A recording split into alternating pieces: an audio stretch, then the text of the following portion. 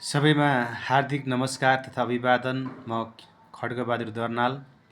आज म समसामयिक विषयमा आफूलाई लागेका केही विचारहरू, आफ्ना दृष्टिकोणहरू र धारणा यहाँहरूको बिचमा राख्नका लागि प्रस्तुत भएको छु। हाम्रो देश नेपाल यति बेला गम्भीर संवैधानिक र राजनीतिक सङ्कटबाट अगाडि बढिरहेको छ। यस्तो वर्तमान परिस्थितिमा कसरी अगाडि बढ्न सकिन्छ र मुलुकको निकास र मुलुकको समस्याको समाधानका निम्ति के कसरी अगाडि बढ्दा उपयुक्त हुन्छ भन्ने विषयमा मलाई लागेका विचारहरू यहाँहरूको बिचमा प्रस्तुत गर्न चाहन्छु। नेपालमा ठुल्ठुला परिवर्तनहरू, चाहे 2007 सालको क्रान्ति होस्, चाहे 2046 सालको क्रान्ति होस्, अथवा 2062-63 मा भएको नेपालमा रहेको निरङ्कुश राजतन्त्रको अन्त्य गरी नेपाली जनताका छोराछोरीहरू राष्ट्रको मालिक बन्ने एउटा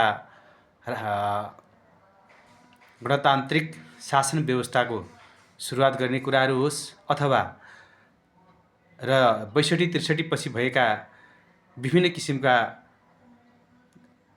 पहिचान र आफ्नो पहुँच र प्रतिनिधित्वको माग गर्दै भएका आन्दोलनहरू होस्, अथवा जुन यो 2082 साल भदौ महिनाको 23 र 24 गते भएको जेनजी आन्दोलनको कुरा होस्। यी सबै आन्दोलनहरूले मुलुकको उन्नति, प्रगति र समृद्धिको लागि चाहिँ आफ्ना एजेन्डाहरू अगाडि सारेको पाइन्छ।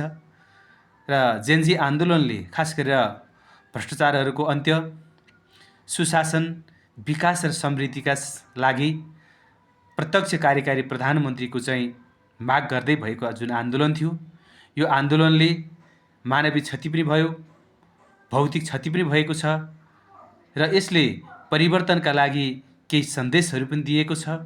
र आन्दोलन जुन किसिमको एउटा जेनजीहरूले चाहेको भन्दा फरक ढङ्गले अनियन्त्रित हुन गए, त्यस आन्दोलनमा घुसपैठ भएर मुलुकको चाहिँ जनधनको ठुलो क्षति जुन भएको छ, यो प्रति हामी सबै सचेत, गम्भीर हुनुपर्छ र यो घटनाले हामी सबैलाई स्तब्ध पनि बनाएको छ।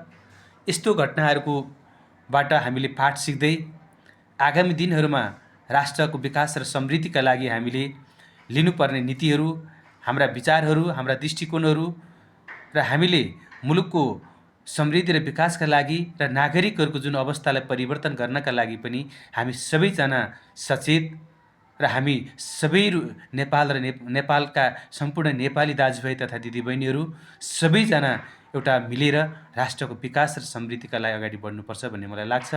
र अहिले यति बेला